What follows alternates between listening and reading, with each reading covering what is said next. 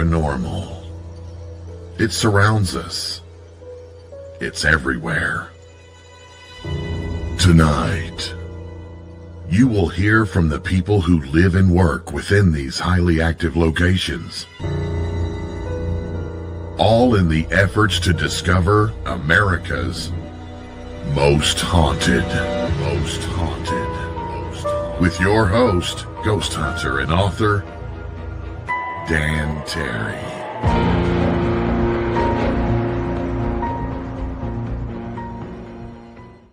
Good evening, boys and ghouls. I am Dan Terry, your ghost host with the most haunted. And I got to tell you guys, we are going back to kind of my old stomping ground once again, I know. But we're going to be talking about the ghosts and the haunted places on Route 66. Now, if you'll hang out, I did one last night where I was a guest on the UnX News with Margie Kay, and I talked a lot about, showed a little bit of evidence from places I'd been in St. Louis, just Route 66 in Missouri, basically. I did the Diamonds, the old truck stop, Tri-County truck stop, which was insane. Talked a little bit about the Fox Theater in St. Louis, a little bit about Prosperity School. You guys need to catch that. It will be on Friday, and of course, you can always catch it on YouTube. But I'm going to be on there talking about these places. And Margie was kind enough to come onto my show now, and we're going to talk about her book. And let me show you the cover of the book. It's pretty wild. It's called Take a Haunted Road Trip on Route 66. Now, she goes beyond Missouri. And as you guys know, I've done Illinois, Oklahoma, Kansas, sure. But in fact, I'm wearing the t-shirt now from one of the haunted hotels in Kansas. See, most haunted hotel in Kansas. But she's going from Illinois to California. She's going through the whole Route 66. I cannot wait to hear more of the stories. And here is the lady who got me into this, put me in this seat. The lady who has started the UnX Network and the UnX magazine, Margie Kay. Hi, Dan.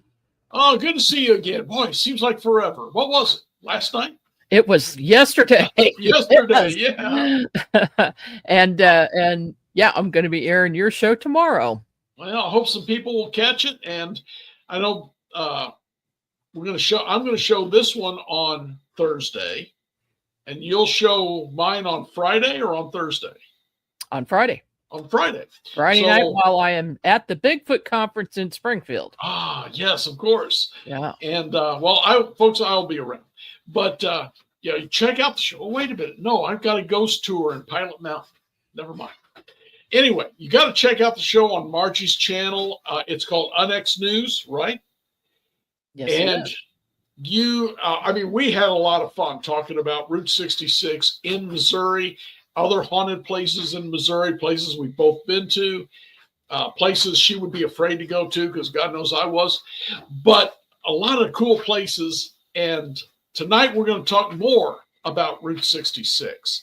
So, Margie, what would you like to talk about specifically in this book that is out now, correct?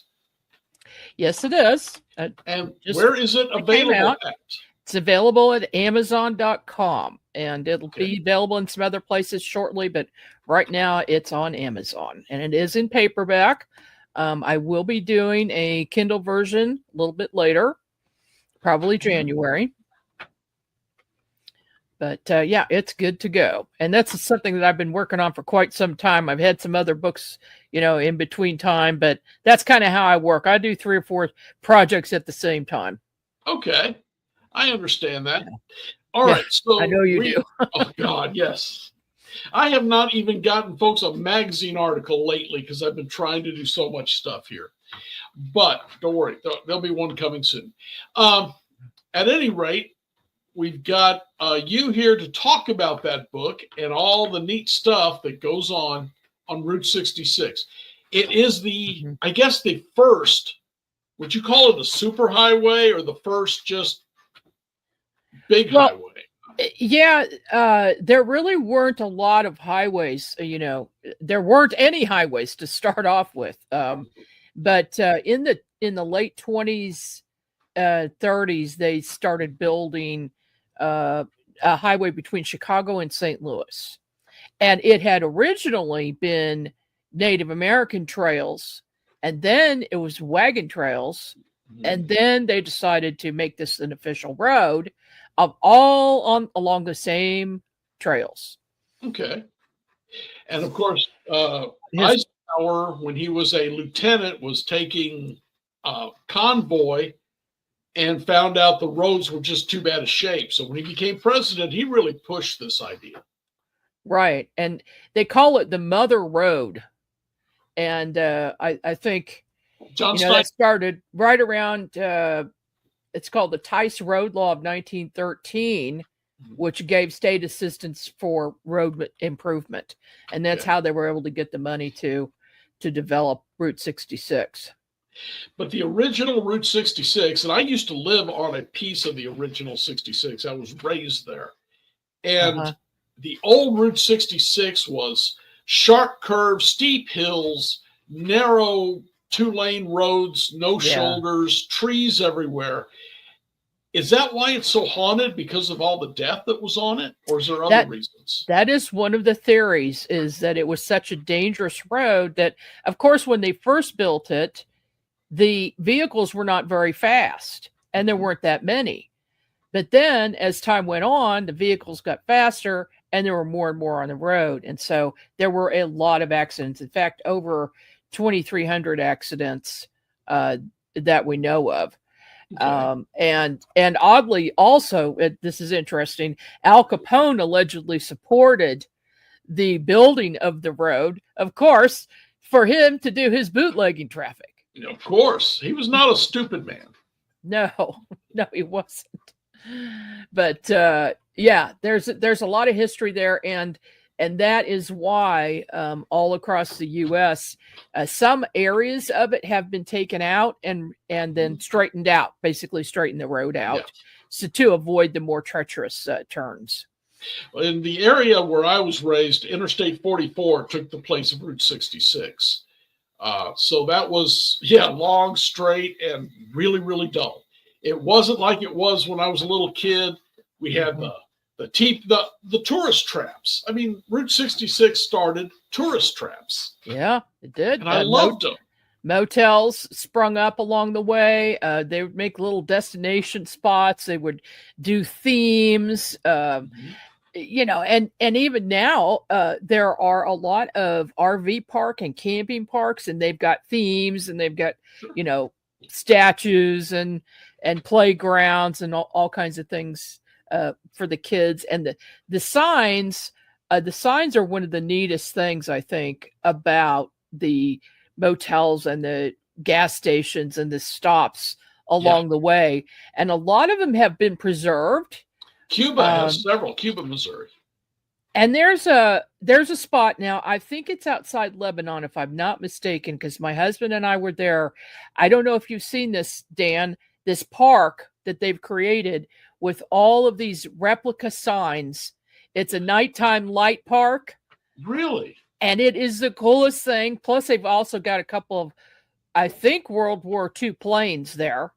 I have not seen that one, no. Yeah, I was able to get some pictures. I've got them on my cell phone. I need to get them downloaded, but it's the coolest place. And I think it would be a great place to have a conference sometime. Route 66. So Route 66 started in Illinois, Missouri, Kansas, Oklahoma, and then Texas, New Mexico, Arizona, and ended in California. Right. And there is what you sent me, which I got to show that. I got to show you something because it's pretty cool. But the 6th road to take off of Route 66 was Route 666. Yeah. And that is known as the Devil's Highway. and they changed the name of it to 491 because of the problems they had. But that one is the spookiest, I think, of all. It really is. Yeah. I've driven on it, and I managed to pick up a keychain from there, from a gas station in New Mexico. And see, I was looking for a Route 666 sign or anything to pick up at these convenience stores and souvenir shops. The best I could find was Haunted Highway 666 on a keychain. So did anything strange happen to you while you were on that highway? No, I can't say that it did. I was out there. It was in the broad daylight, and of course, it's really in the mountains. So I was looking at a lot of other stuff. There was a reservation nearby. So no, I didn't get to see anything. I was there for a few hours during the daylight, but I've been there. I can say I've been there, and I've got the keychain to prove it. Well, I'll tell you what, there have been a lot of strange things happen on that highway, and I don't know.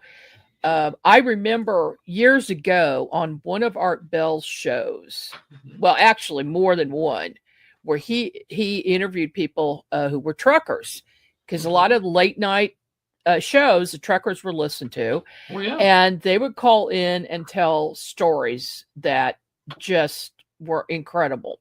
So I did include some of those in the book, but there's all kinds of tales from people who had things like they're driving along and then all of a sudden they're 400 miles ahead and they don't know how they got there in that amount of time, which, you know, it should have taken a long time to get there. And they're just in this spot and they're like, what's going on? Then they're driving, but they had no clue what happened in between time, but they gained time. And then I've had, I personally spoke with someone who was in Oklahoma on Route 66, not on the 666, but on the 66. And he was headed to Springfield, Missouri. And at this one spot in Oklahoma, he said he saw like green fog come over. And it was at night, but it was very difficult to see through the fog. And as he came out of the fog, you know, it lasted maybe 10 minutes, came out of the fog, he's pulling up to Springfield, Missouri from Oklahoma.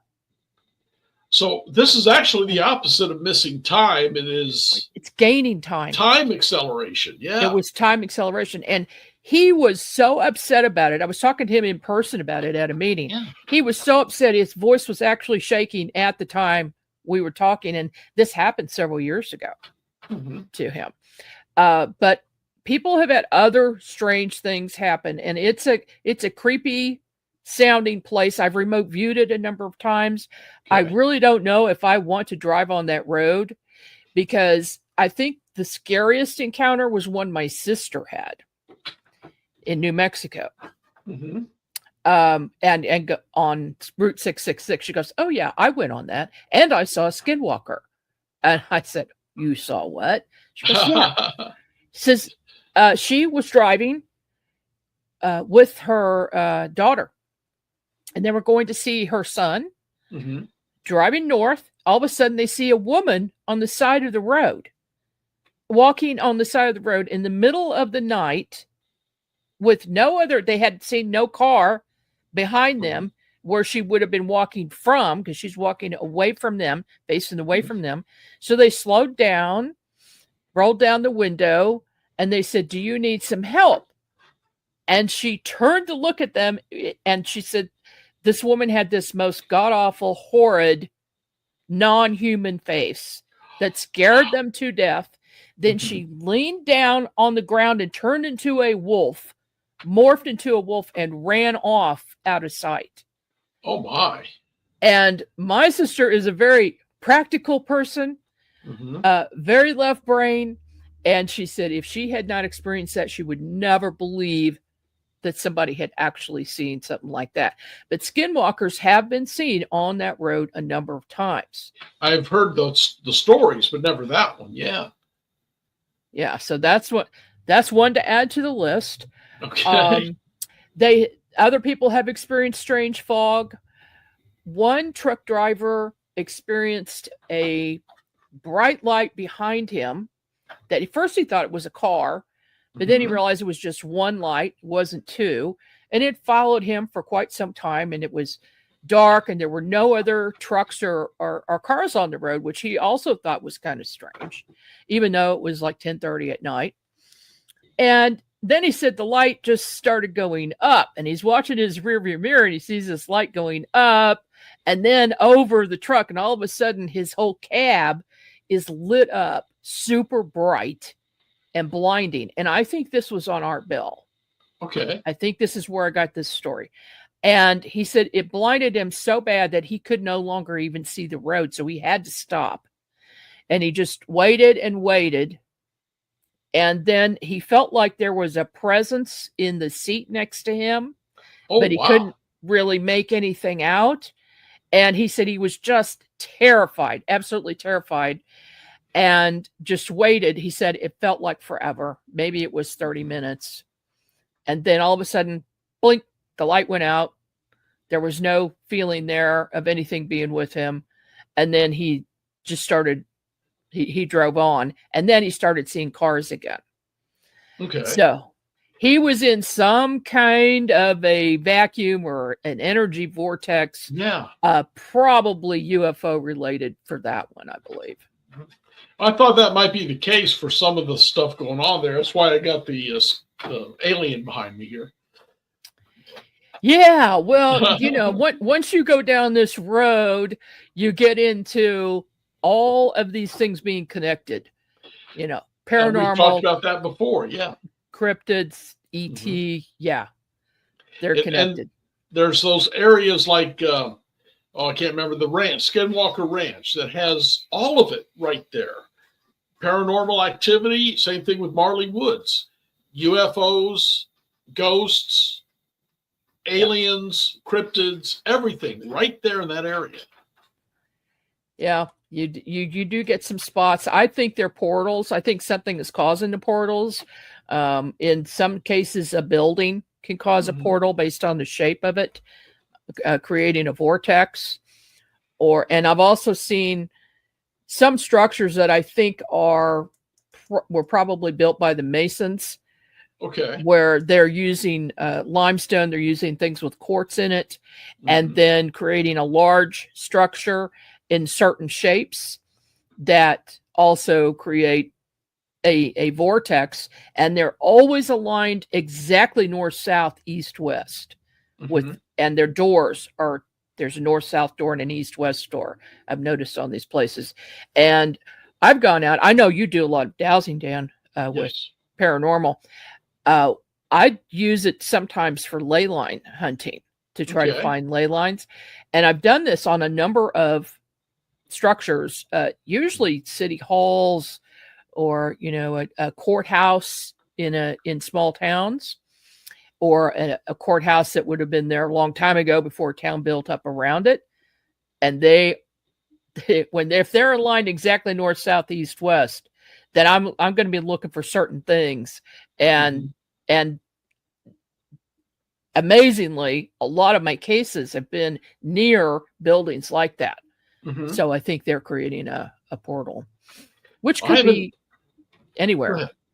I have investigated Masonic halls, old Masonic halls in Missouri, Kansas, and New Mexico. And I ain't found one yet that didn't have some weird stuff going on in it. Yeah, you know, come to think of it, there's a Masonic hall in Springfield, Missouri on Route 66. Have you been in that one? Not that one, no. Well, I was there to speak at a paranormal conference a few years ago, and then they did a ghost hunt after. And this is a huge structure. I don't know how many square feet, but it's just massive. 3 stories.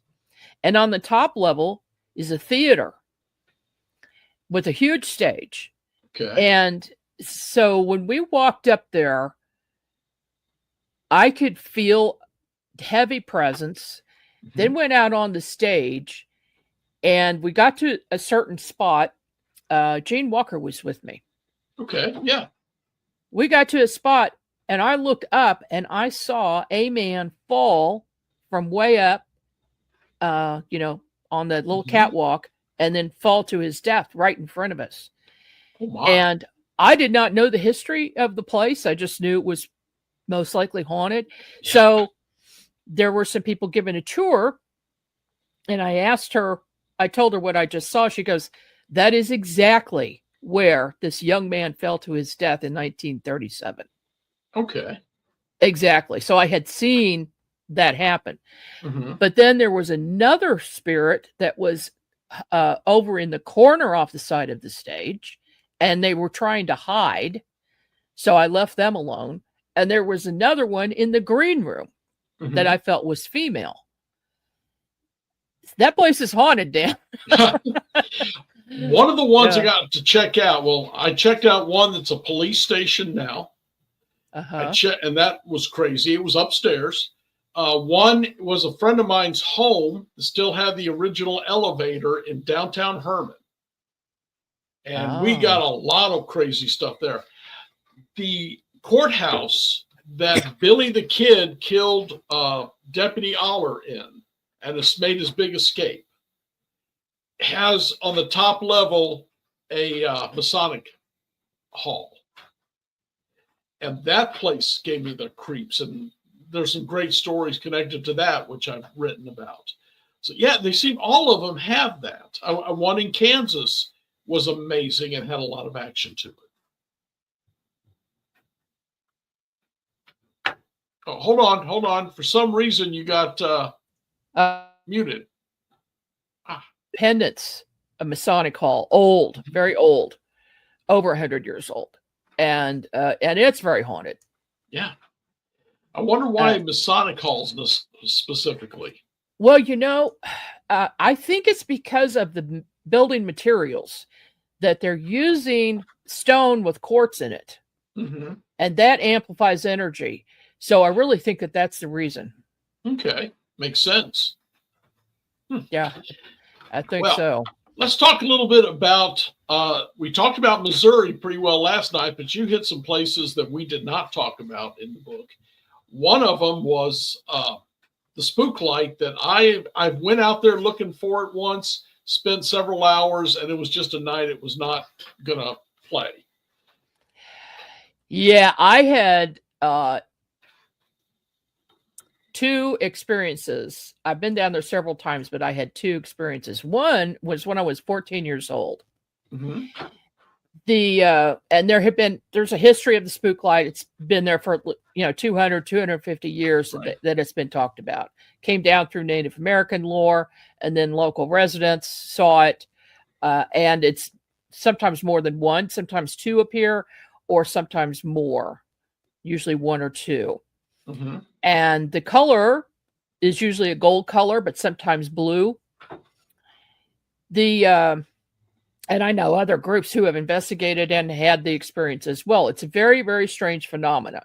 Mm-hmm. So when I was 14, my father said to me and my sister and brother and my mom, do you guys want to go out and see the spook light?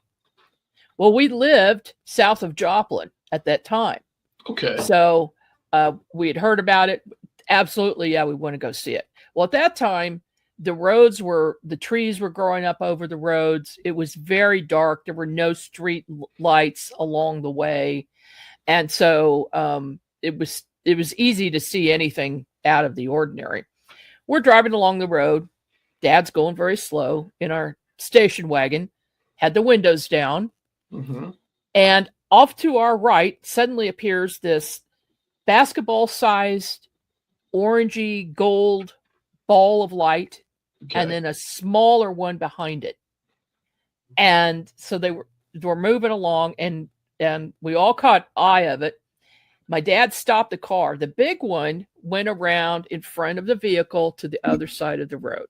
The mm-hmm. little one came in the window of the back seat and had this soft glow to it, so it lit things up as it went through, and went, through the whole back seat, out the other window, met up with the other one, and they both danced around and then went into the woods. Now, that's one of the more unusual types of sightings, but other people have had that happen to them, mm-hmm. where it will interact. It's like they're trying to figure out who you are or checking you out, right. And they don't it doesn't seem to bother them if you're quiet. But the thing is, if you make a noise, if you're noisy, they won't hang around. They'll leave. Okay. So that's the trick to seeing the spook light, is going there, sitting quietly, and don't say anything. Just sit there quiet.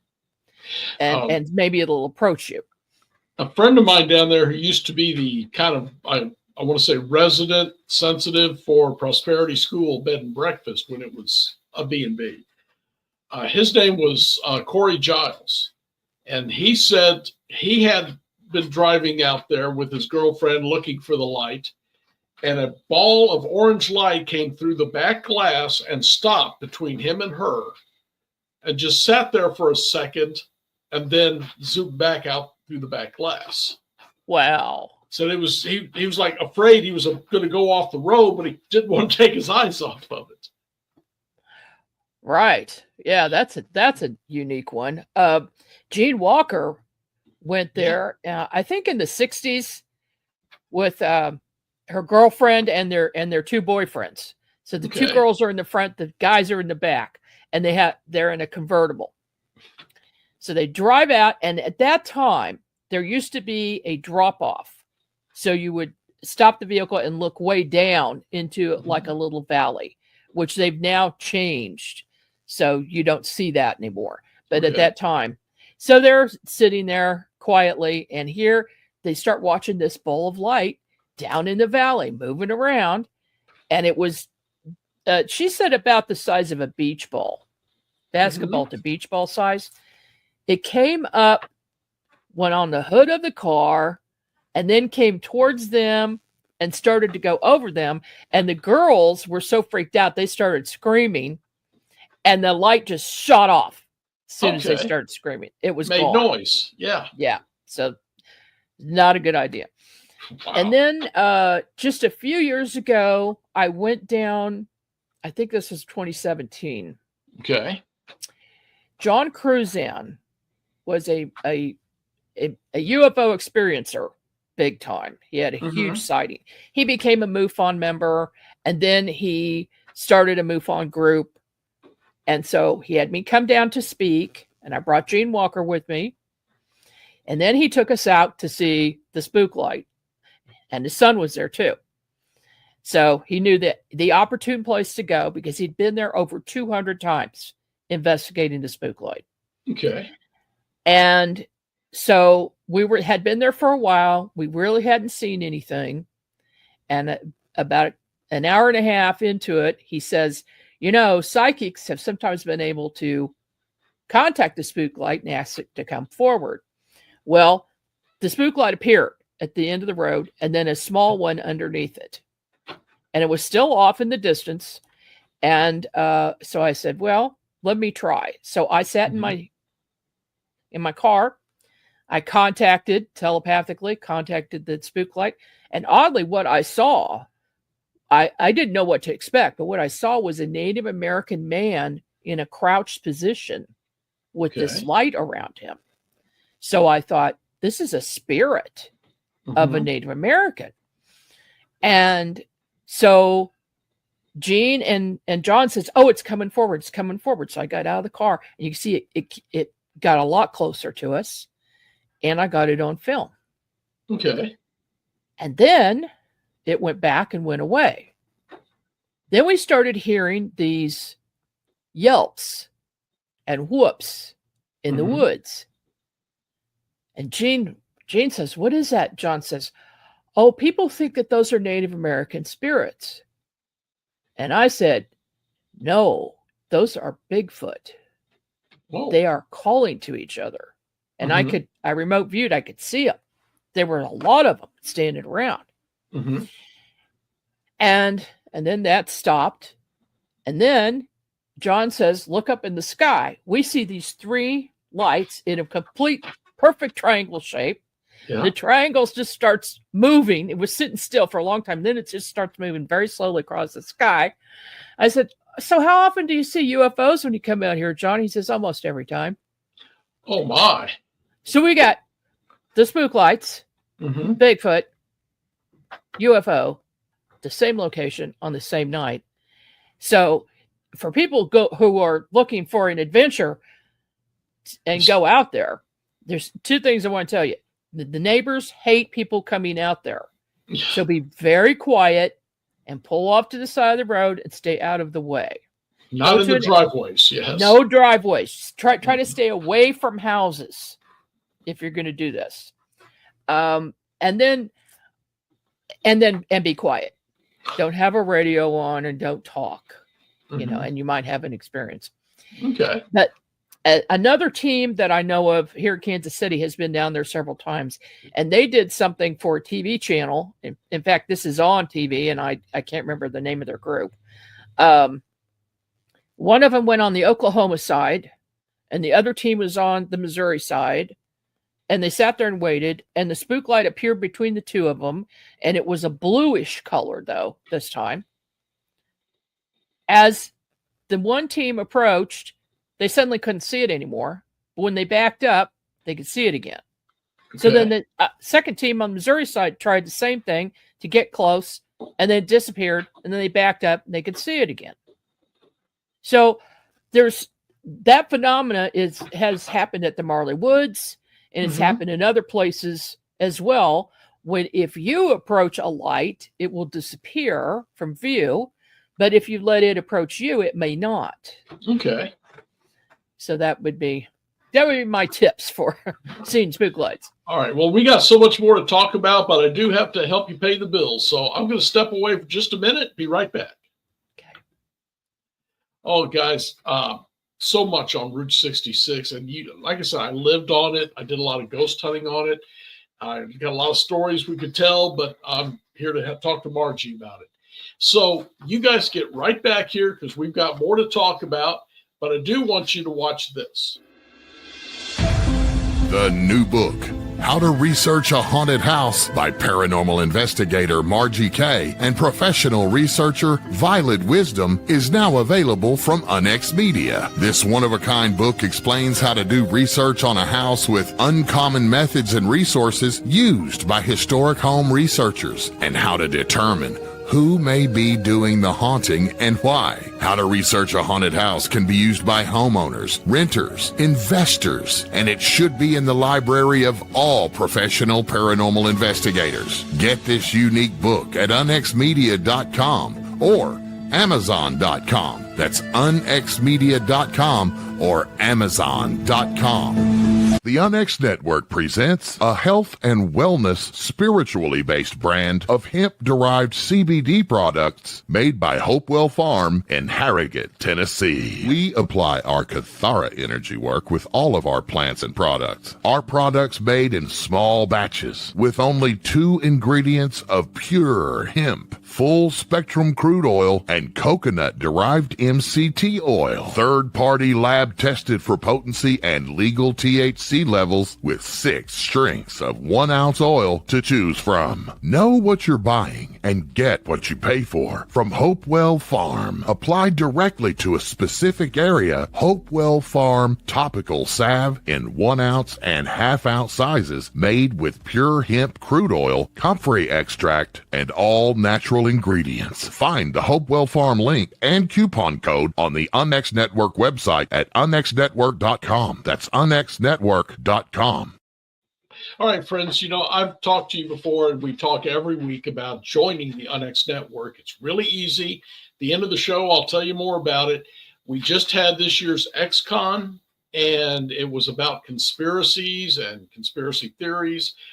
Tyler Koala, who's been on my show multiple times, he was there talking about the secret space fleet. There was a bunch of other stories on that. If you haven't seen it, we got to see if we can find a way for you to get on. Other than that, there'll be another XCon next year, I'm sure. There's a lot going on. We'll talk about that, but I want to get back to Margie and discuss more about the Route 66. And just back on XCon for just a second. Yes. We are putting everything up on demand next week, so everybody will be able to see XCon 2025 on demand very soon. And we're going to be doing another one in January, I believe. Really? January or February. It's going to be all UFO. Okay. I look forward to seeing that one. Aside from Tyler and his secret space fleet, which I've had him on my show discussing it, what other topics did we hit real briefly? Oh, secrets of medbed technology, chemtrails, smart meters, every conspiracy theory that you can think of, including UFOs, is in there. Yeah, with some really good speakers. Yeah, it looked it. And man, guys, you got to check this stuff out. And the UnX Network runs shows every week on all these topics. So keep an eye open. All right, so getting back to it, we have discussed a little bit about New Mexico. What about Illinois? Because that's a big chunk of Route 66 right there. Oh, it is. And, it's the oldest part of Route 66, and it's got a big history. We started in Chicago, of course. Mm-hmm. If we go to the Congress Plaza Hotel, which is probably the most famous haunted place in Chicago. Have you been there, Dan? I have not. No. Okay. I haven't either. We'll have to do a trip together there sometime to Sounds good. investigate this. Al Capone's ghost is hanging out there for sure, and a lot of others. He was supposedly he had his headquarters on the 8th floor, but of the North Tower, but there's no historical records with his name there. Now, the historians say he would have been using a fake name. He is not going to use Al Capone. So that's supposedly there. And the thing is that the guests report encountering a heavyset man in an old-fashioned suit roaming the corridors at night. Okay. And they hear the distinctive sound of his two-tone wingtip shoes clicking down the hallways. So he's probably still hanging out there because that was a favorite of his. There's a ghost I'd like to meet. Yeah, well, me too, as a matter of fact. So that would make a good trip. All the way down Grafton and all of that. What would you say was the most haunted place in Illinois along Route 66? Well, now that's a tough one because the hotel, of course, claims that they are the most haunted. And, who says who's... Yeah, well, I've got who knows how to compare. Right, I know, yeah. But that one, it's got other ghosts, too. It's got Peg Leg Johnny. It's very frequently spotted at that location. It's a one-legged vagrant who died in the alley behind the hotel, and staff and people have seen him. Okay. There's a lot of poltergeist activity in room 441, so...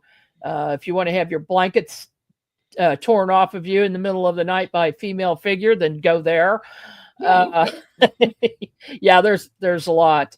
As we go down and then hit Missouri, of course, we're going to get the Lemp Mansion in St. Louis. Of course. You and I have both been there multiple times. Yes, we have. And we talked about that before, but it's I got all kinds of evidence on equipment, temperature dropping 10 degrees within a few seconds in one room, EMF meters going crazy in multiple rooms. So I think there are a number of spirits there. In fact, I went there with Debbie Ziegelmeyer several years ago. When we first arrived, we just went into the dining room to have lunch, and I see a full-bodied apparition of a woman dressed in a maid's outfit, all black with white, long down to the floor, and a white apron and a white hat.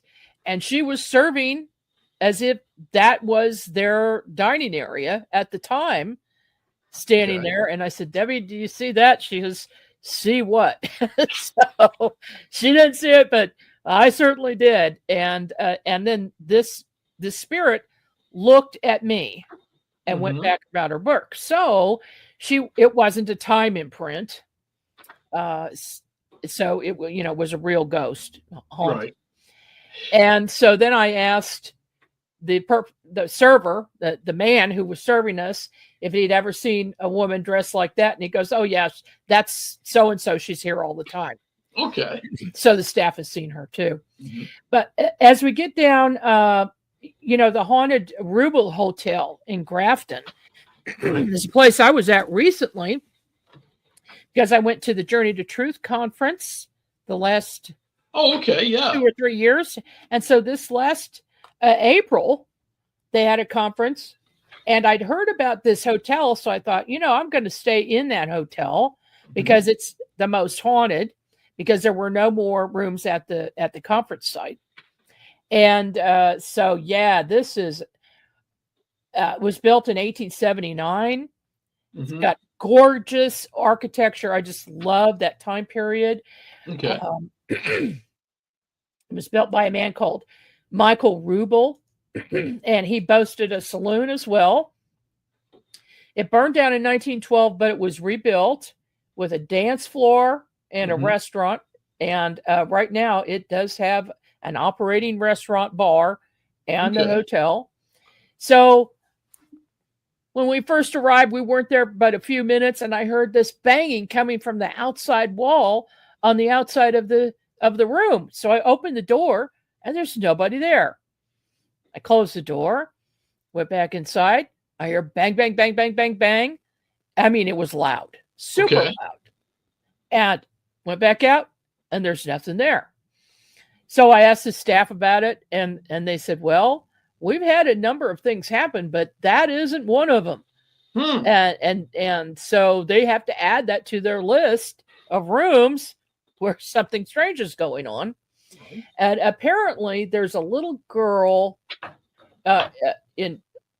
there's a lot going on there, but there's a little girl named Abigail that's been seen in the upstairs hallway of that hotel and on the stairs by many patrons. She either died of tuberculosis or in the 1912 fire. Nobody knows. The child may be responsible for footsteps heard late at night, items vanishing, and unexplained orbs witnessed by patrons and paranormal investigators. But I spoke with a past guest. This is outside the hotel. The past guest said her aunt was tripped on the stairs by an unseen leg. And they think that little girl did the tripping. So she told me to be careful if I went on the stairs. Yeah. Well, I decided, and that is the only way to get up. There's no elevator there. I decided I wasn't going to be going on the second floor for that reason. I did get several photos of the area inside, but I did feel the presence of that child. Okay. And then the staff also told me that they have most of their activity is in the kitchen. So they'll have pots and pans banging, doors opening, and then in the very back of the hotel where they get their deliveries, a ghost will take something like they'll be in the middle of bringing in some boxes, right, from outside, from a delivery. And they'll have a box sitting on the side ready to come in. They go turn around and it's gone. Okay. And then they find it back in the truck where there has been nobody there to do that. So they'll just, just messing with them all the time. I love that kind of ghost story too. Nothing's deadly frightening, nothing demonic, just ghosts having fun. They do. And sometimes they're very ornery. And if you what I found in my house, I have a couple of ghosts. If you don't pay attention to them once in a while, they will act out.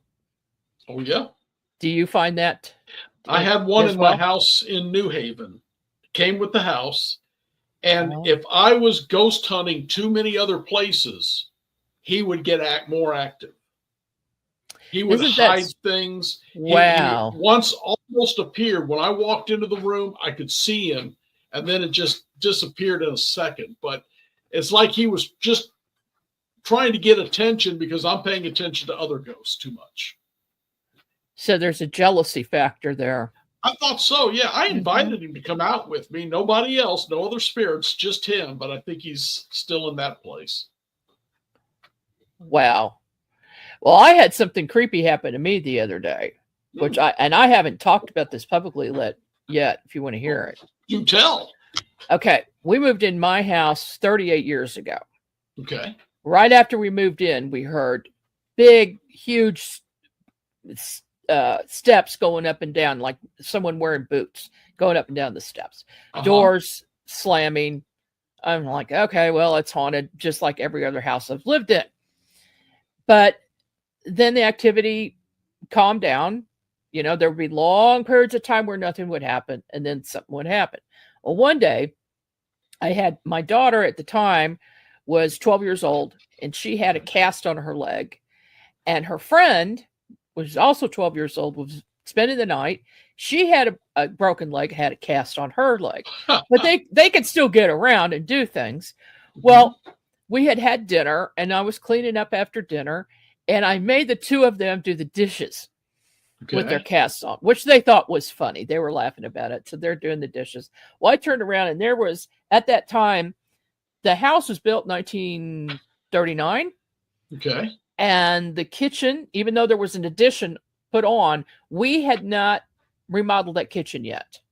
It's since been completely remodeled. At the time, the original drawers were there. And you know how they stick? Sometimes you can't, and this was a big drawer. Our junk drawer got stuck all the time. So I just left it an inch out so I could actually open the thing. And I looked, and the drawer was closed all the way. So I said, who closed that drawer? Now, nobody else in the house at the moment, right? My husband wasn't there, nobody else. We hear a man's deep voice say, I did. Wow. We looked at each other, and we all said, you know, we heard that. What's going on? Did you say that? No, I didn't say that. You know, and so I said, okay, everybody watch everyone else. We'll just stand in a circle. I'm going to ask that question again. I said, who closed that drawer? And this time he's angry. I did. Like that, but deeper than that.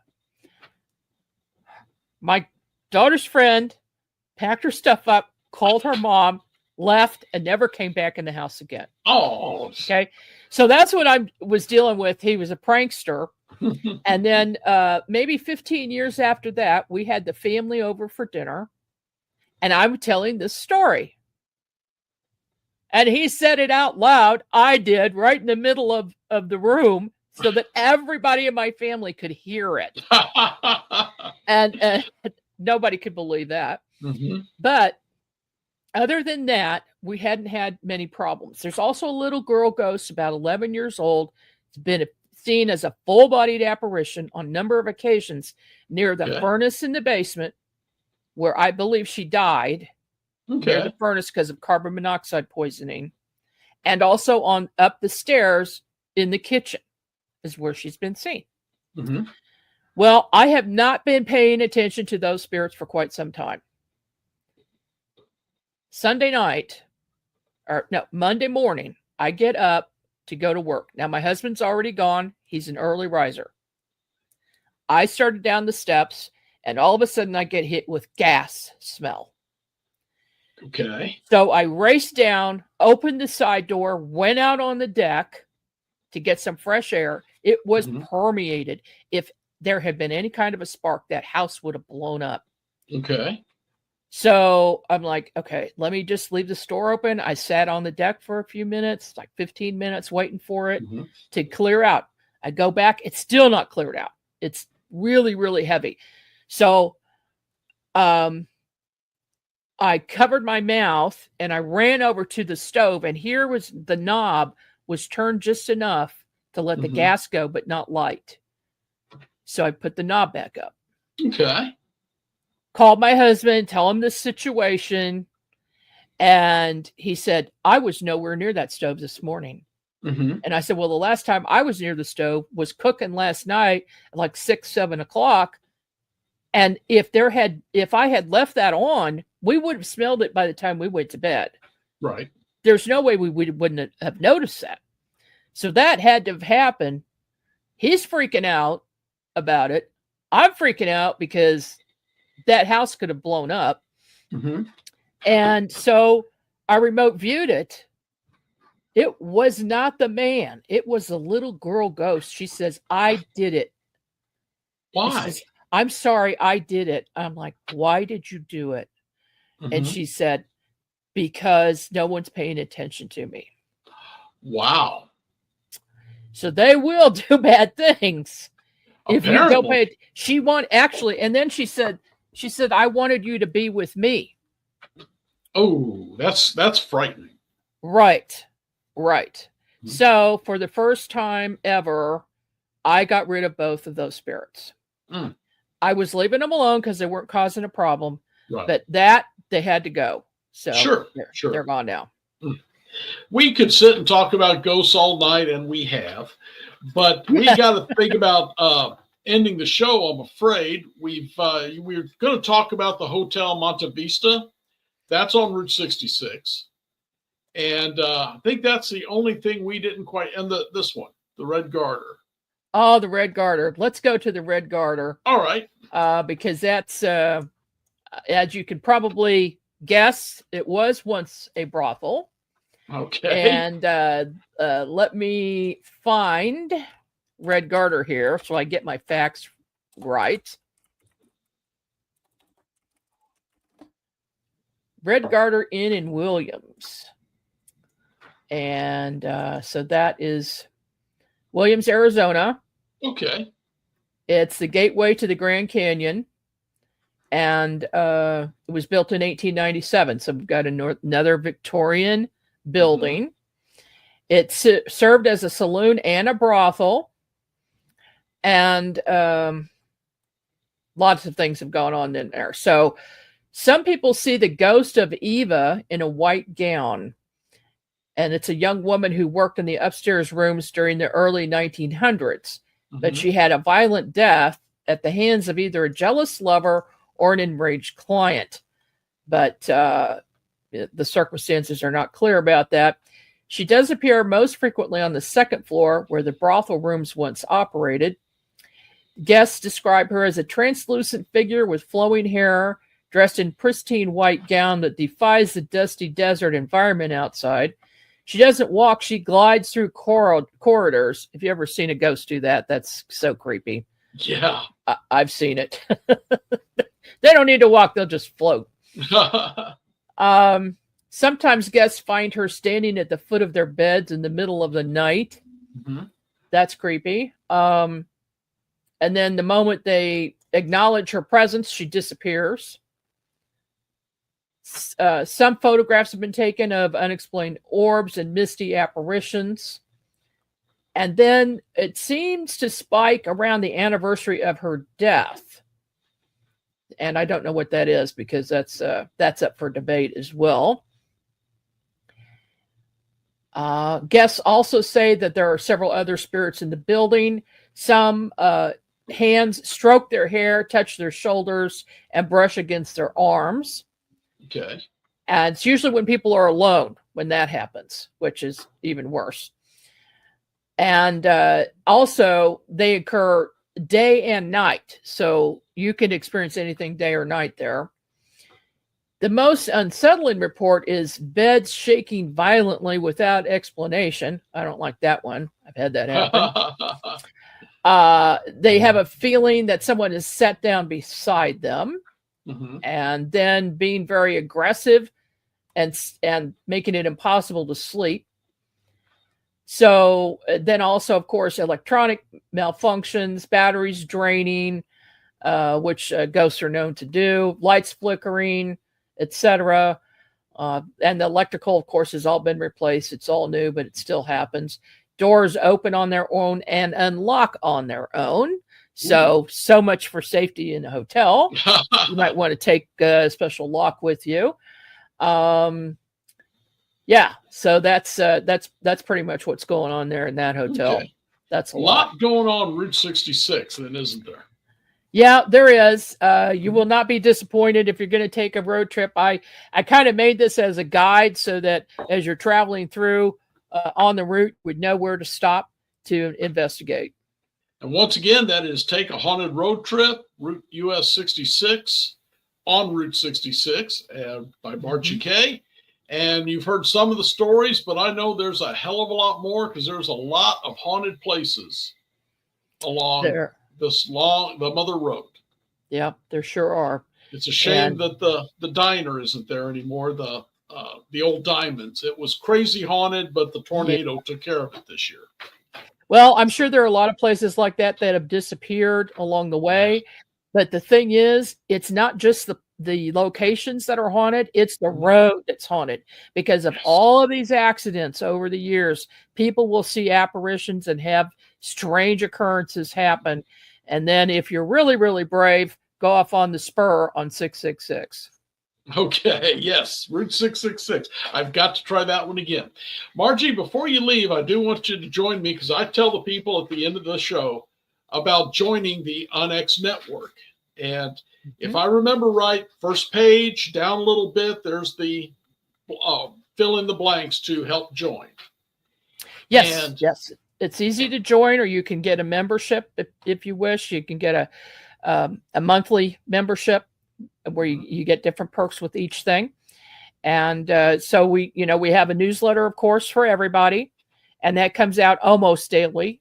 It's going to be a lot. We have our blog, and right now, Violet has been putting together this wonderful blog with things to do during the spooky season in each state in the country.